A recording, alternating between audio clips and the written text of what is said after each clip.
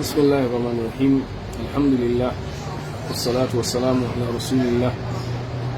محمد وعلى آله وصحبه أجمعين وما سكلم وسررم السلام عليكم ورحمة الله وبركاته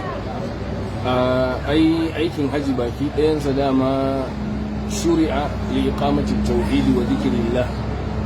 an shar'anta aikin haji ne dama asali domin tsaye da tauhidi da kuma ambaton Allah shi yasa in ka kalli dukkanin abubuwan da suke da alaka da aikin haji ba dama ka raba su da tauhidi da aqida shine asalin ma aikin haji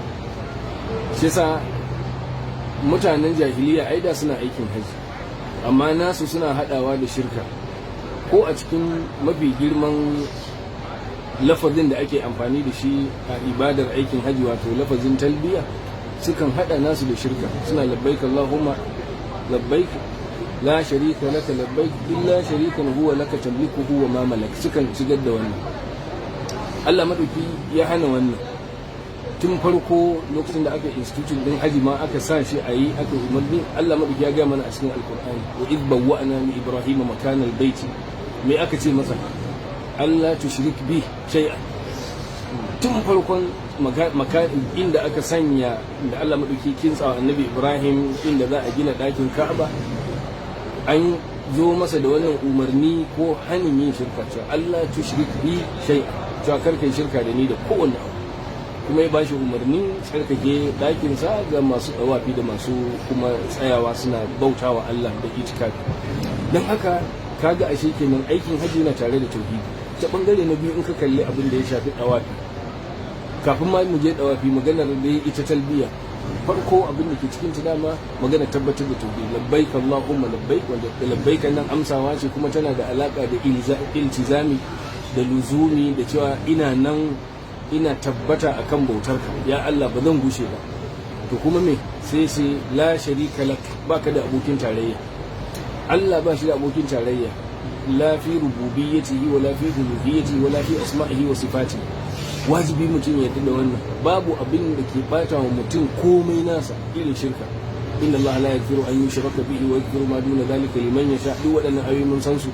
da haka tunda Allah madauki ya faɗi wannan a cikin talbiya wannan ya nuna maka ashe ginshikin komai a aikin haji maganar tauhidi ka taho wurin dawafi zaka gani ba a dawafi a kowanne gini a duniya sai ɗakin Ka'aba shi yasa malamai sun hana ijma'i ne malamai ba a yin dawafi a ko ina in ba ɗakin Ka'aba ko kabarin manzo Allah sallallahu alaihi wasallam ba a dawafi ko kabarin wani malami ko kabarin wani shehi duk an haramta mutum ya dawa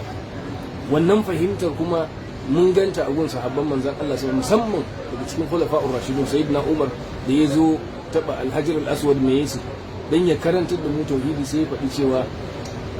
ni na san cewa innaka hajarun la tadurru wa la tanfa walaula anni ra'aytu rasulullahi sallallahu alaihi wasallam yuqabbiluka ma qabbaltuka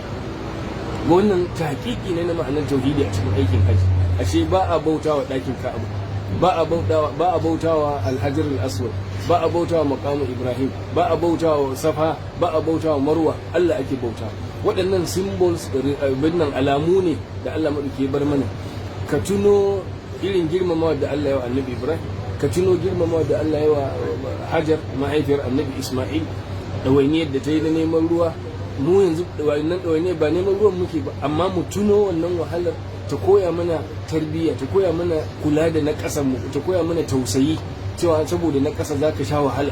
duk waɗannan abubuwan ne sannan kuma ta koya mana ashe dai umarnin Allah duk abin da yace ayi shine addini to kuma wannan kololuwar tauhidi in ka taho ka gama dawafi zaka ga mu dan dawo gurin dawafi zaka ga hatta raka'a biyu da ake yi ta dawafi me ake karanta a ciki kul ya ayyuhal kafiru da kuma kul huwallahu ahad shi kansa wani ya nuna maka muhimmancin tauhidi a harkar aikin haji in ka tafi sa'ayi haka zaka gani in kana hawa safa me kake cewa la ilaha illallah wahdahu la sharika la la ilaha illallah anjaza wa'dahu wa nasara abdahu wannan me ta kunsa la ilaha illallah kaga dai tauhidi yana nan tare da ita in ka sako ka taho abin da ya shafi zuwa mina kana nan tare da labbaik Allahumma labbaik ka tafi arfa afdalu ma qultu ana wan nabiyyuna min qabli la ilaha illa Allah wahdahu la sharika la lahul mulku wa lahul hamdu wa huwa ala kulli shay'in qadir, wanda kuma ita ce afdalu du'a kuma da annabi sallallahu alaihi wasallam ya ambata. da ka ga kina ashe komai akwai tauhidi a cikin sa. Sannan karantar da mu komai Allah ake roƙo, shi yasa aka sa mana wuraren bauta, ai wuraren addu'a, dawafi wurin karbar addu'a, sa'ayi wurin karbar addu'a, filin arfa dama wannan almash'arul haram shine jam'i, in an gama tsayuwar arfa a dawo muzdalifa shine wannan wuri shi ma wurin karbar addu'a. Bayan an gama wannan ina za a je jifa, wurin jifa shi ma ranar 11 da 12 da 13 in an zo jifan jamaratin guda uku za a jefi ta daya a tsaya a addu'a, a jefi ta biyu a tsaya a addu'a, ta uku ba sai an tsaya a addu'a. kaga wannan duk wurare ne da aka nuna mana a roƙi Allah, ba a roƙon kowa, ba a ce ka roƙi wani mala'ika ba a roƙon wani annabi, ba a roƙon wata bishiya, ba a roƙon duwatsun. da haka abin da ke cikin su alamu ne na girmama sha'airillah, amma asali duk abin da ake Allah ake bautawa, wannan kuma shine asalin abin da dama mutum ake so ya koma da shi, shine home take ɗinsa a cikin abin da ya shafi aikin haji, ka koma ka zama wani mutum daban mai girmama Allah, yadda in ka koma daga ka karanta ya ayyuhal ladina amanu an ce yi kaza, to da kai saboda ka ƙara samun girman Allah a aikin haji. Amma ba dan haka kar mu dauki aikin haji a matsayin kamar excursion ne, mun zo yawo kawai dai game da wasu zaka babban abin da ya dame su Allah dai kai mu wannan wuri, ba kai mu wannan wuri kawai ba, a zo din kuma ai abin da Allah ya sa. Allah ya samu dace. Allah ya saka da alheri. Mun gode mallam, jazakallahu khair mallam, alhamdulillah.